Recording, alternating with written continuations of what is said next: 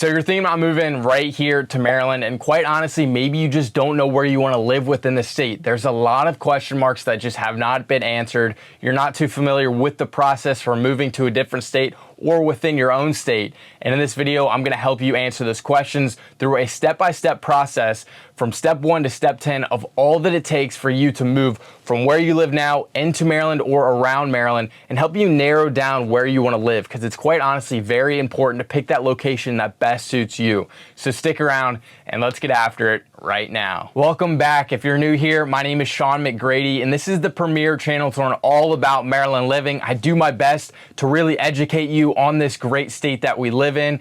Now, if that's something that interests you, go ahead and smash that subscribe button, hit the notification bell. I'm coming out with videos on a weekly basis. Now, here at Impact, we're constantly helping people just like you here on YouTube make that move here to Maryland. Now, let's learn about the 10 steps that can help you comfortably get into a new home here in Maryland. Now, to start things off, we have step number 0. This is not an ad by any means, but here at Impact, we have a tried and true method of making sure you get from out of state into here in Maryland in a seamless process. No headaches or anything. We do it every single day to help clients just like you. So I would recommend reaching out to our team. We'd be more than happy to walk you through the process. Step number 1 is to really narrow down the general area that you want to live in. It's super important to know the location or the vicinity that you want to move to, so when you come here, you can really highlight on those specific areas and get really nitty and gritty to see what you like and what you don't like.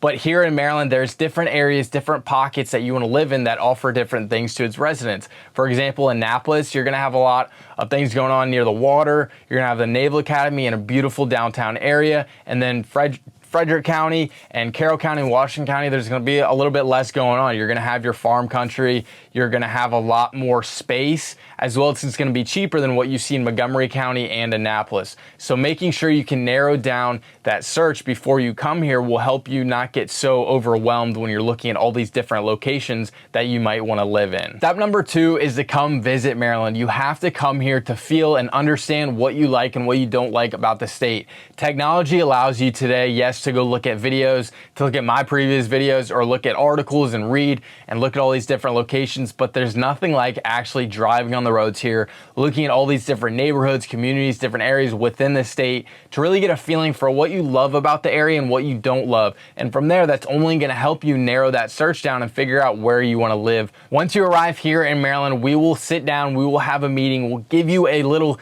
bit of a crash course and a plan for you, and we'll set you off to be able to go drive these different areas, these different locations that you're interested in. From there, you'll be able to get a better understanding of where you actually want to live, where you want to narrow that list down to. And it's super important for you to be boots on the ground, getting a feel for what it's actually like to live here day to day. Step number 3 is to educate yourself on the market. This is super important to know which areas you can afford and which areas that are just kind of above your price point. That'll make it easier for you to find that top 5, top 10 areas that you want to live in and narrow that search down to really pinpoint what you want to see within a home in that certain area. When you first call us, we are going to set you up on something called an auto email. That is where you're going to give us the requirements of what you want to see within your home, whether it be the square footage, the certain amount of bedrooms, bathrooms, finishes, and that way you're going to get auto emails before you make your first visit here to Maryland with homes that are currently active on the market or homes that are in this coming soon status. Step number 4, I've been harping on this, but I want to mention it one more time. It's super important when you come here to Maryland, you set aside at least one day. We're going to help you with that, and we can help you create an itinerary, but for the most part, we just want you to be able to drive around Maryland, see what it's like. Go to DC for the day, go to Baltimore, go to Annapolis. Now, I know DC is not in Maryland, but it gives you an idea that you can go to DC for a weekend and enjoy a play. You can go to the Washington Monument. When you have people that come visit you, there's a lot of things to do within Maryland, so you have that opportunity, but most importantly, drive around the neighborhoods that you are narrowing down on. That way you figure out what it's like to actually live there day to day, different styles of homes, different restaurants, the different amenities.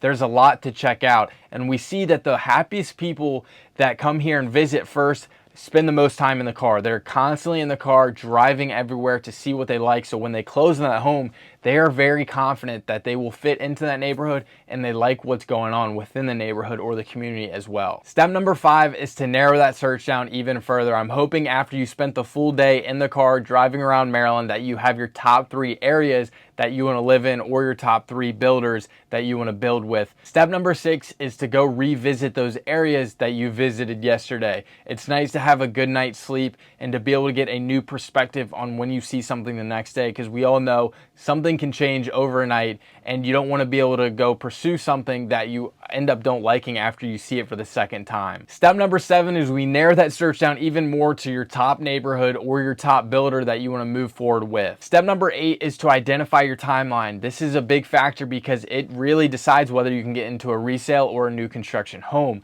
Now, resales, we all know they're already built, and for that reason we can close on a resale in as little as 2 weeks depending on the lender that you go with.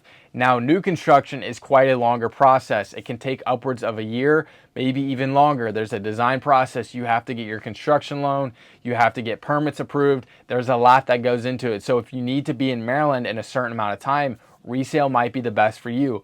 But if you're able to move here now and get an Airbnb until your home is built, you can do that as well. There's a lot of different options, but before you really key in on that home you want to live in, you got to know your timeline to see whether you should key in on resales or new construction homes. Step number 9 is to coordinate the sale of your current home to be able to get into your new home. Now, this is super important because if you're not done correctly, you could be left homeless. Now, here at Impact, we would never let that happen to you. We have a process that we go by to make sure you get into that new home seamlessly, but it's something we have to sit down and map out with you because there is a ton of different options. For example, when we write a new offer on the new home that you want to live in, we can make it contingent on the current sale of your home you're living in now, or there's something called a bridge loan that you can use to be able to use for the down payment on your new home, even though you haven't sold your previous home, because a lot of people just don't have the funds saved up if they're not getting them from the current home that they live in when they sell it. So making sure that you have that timeline set up